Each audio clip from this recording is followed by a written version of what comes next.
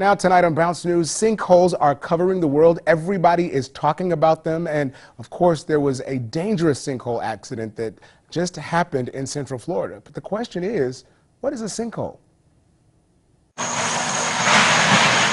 That's what a sinkhole sounds like, swallowing the Summer Bay Resort early Monday morning. The 60-foot wide crater in Claremont, Florida, just the latest incident in this year's string of sinkholes across the country. In July, 60-year-old Pamela Knox plummeted into a nearly 20-foot sinkhole while driving on a busy Toledo, Ohio street. As the car was falling, I just kept calling on the name of Jesus, and I just kept saying, Jesus, Jesus, Jesus. But some have not been so lucky. And I couldn't get him out. I tried so hard. I tried everything I could. In February, a sinkhole opened up underneath a suburban Tampa home, killing 36-year-old Jeff Bush, who was sleeping in his bedroom. This is how sinkholes are formed. A cavity slowly develops in the limestone bedrock. Over time, it widens, eventually breaking the surface. Then, the clay and sand above collapse into the hole, swallowing everything in its path. Repairs can be costly. I stepped right here and my foot went down in the hole. We thought we'd live and die here. We didn't have a plan B. A plan is what sinkhole inspectors say could prevent destruction. Behind the stucco, the block could be broken. Just another sign of sinkhole activity, or at least enough for you to know to have your place tested. Joining us to talk about sinkholes are Chief Science Expert Casanova Nurse. And Cass, are we just hearing more about them, or are more sinkholes happening? They are very common in Florida simply because of the way the soil is composed.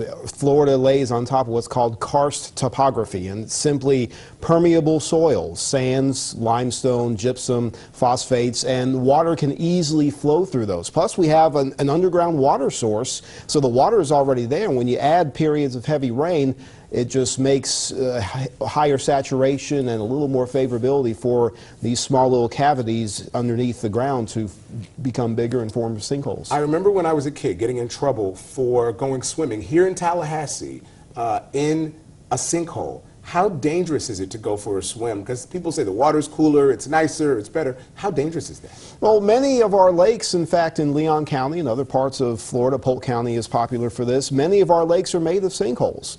Simply the erosion of the land, and it forms the cavity. Water is sometimes tapped into from the aquifer beneath, so you get the water source, and sometimes there's runoff. It's not particularly dangerous, but they can be deep. And if you're not experienced in navigating such deep waters, or even at times variable waters, that could be a hazard, because sometimes these sinkhole-formed lakes drain naturally because of the same processes that occur. Is there some way you can look? Let's say someone's looking to buy a home. Is there some way to really find out, is my home vulnerable to sinkholes, or it's just the luck of the draw? Well, there are various systems of mapping to detect what kind of sinkholes would form in which part of the state. There's various testing with sonar equipment, for example, to try to detect the permeability of the ground beneath. And not really the luck of the draw, but tests can be done, and that can add to the cost of buying property or a home. And very quickly, is there any way to, once there is a sinkhole that's formed, can I go back and strengthen that structure, or is it just not safe to build there anymore? There are ways to do it if the sinkhole has stabilized. They don't just keep on growing indefinitely, but they reach a certain point where they stop growing, and then once it's determined that that point has been reached, you can perhaps do some repairs or solidify and strengthen the structure, but that is expensive too. Thanks so much, Casanova. Good information. We'll be following the stories as to how that sinkhole situation in Central Florida is developing.